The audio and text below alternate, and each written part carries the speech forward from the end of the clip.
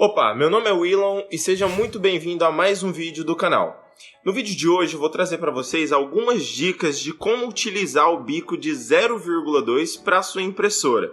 E se você gosta de impressão 3D e modelagem 3D, não deixe de se inscrever no canal, porque aqui já tem muita dica bacana. Vamos pro vídeo.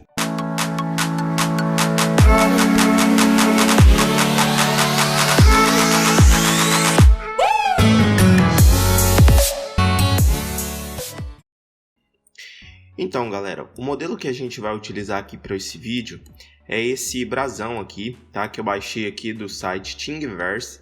Se caso vocês quiserem baixar esse arquivo, ele vai estar disponível aí na descrição do vídeo, beleza? E hoje, pessoal, o que eu vim mostrar para vocês aqui é como usar o bico de 0,2 milímetros, tá? Já faz algum tempo que eu estava esperando esse bico, estava bem ansioso, na verdade, para trazer essa dica para vocês aqui, e eu só podia trazer essa dica caso eu fizesse alguns testes, né, com esse bico. Então, hoje esse bico chegou e eu vim trazer essa dica aí para vocês, ok? Como eu disse, a gente vai usar esse modelo aqui do brasão do Brasil, tá? Porque em cima dele eu tenho vários detalhes onde eu vou conseguir fazer esse teste aí com eficiência, tá? Uma vez aí que o que vai fazer diferença para a gente é a largura da camada e não a altura aqui de parede, tá? Então, no caso aqui, eu escolhi esse modelo justamente por ele ter vários detalhes na parte superior dele. Então, a primeira dica aqui, pessoal, que eu tenho para dar para vocês é o bico de impressão, tá? Lá no software fatiador, no caso aqui eu vou estar utilizando o Cura, eu tenho dentro dessa opção aqui, ó, eu consigo selecionar o tipo de material. No caso aqui eu vou fazer esse teste com o PLA, tá? Eu tenho aqui embaixo o diâmetro do bico da impressão, beleza? Então, nesse caso aqui, eu tenho que selecionar os parâmetros conforme a utilização que eu vou colocar lá na impressora, beleza? A segunda dica aqui, pessoal, é a respeito da altura de camada. O que acontece? Lá dentro do software Cura, quando eu arrasto o meu mouse aqui para dentro dessa opção altura de camada, ele já me dá uma pré-configuração, tá? Ele me dá dicas de como usar essa ferramenta. E nesse caso aqui ele recomenda usar 80% do diâmetro do bico, tá? Então essa conta aí é bem facinho para a gente fazer, tá? Eu vou abrir aqui uma calculadora e vou mostrar como é que a gente faz esse cálculo aí. Por exemplo, se vocês forem usar aqui um bico de 0,2, vocês vão fazer o seguinte cálculo.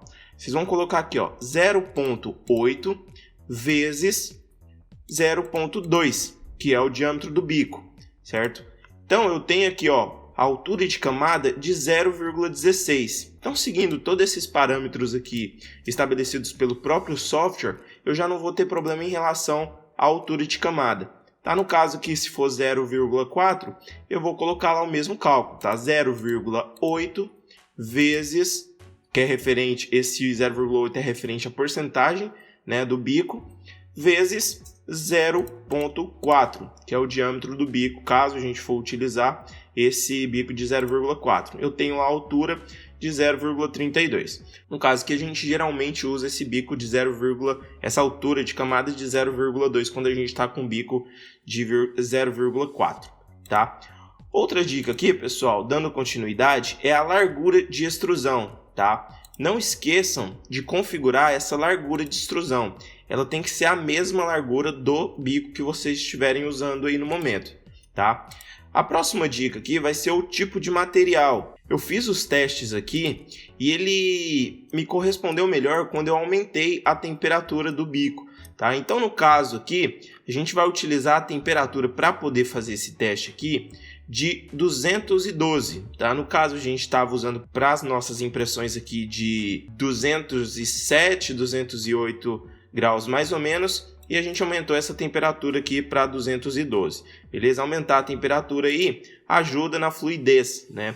A quantidade de material que sai lá do bico. Como é um bico menor, quanto mais quente, mais facilidade ele vai ter de passar sobre o bico, beleza? A última dica aqui é a respeito da velocidade, tá?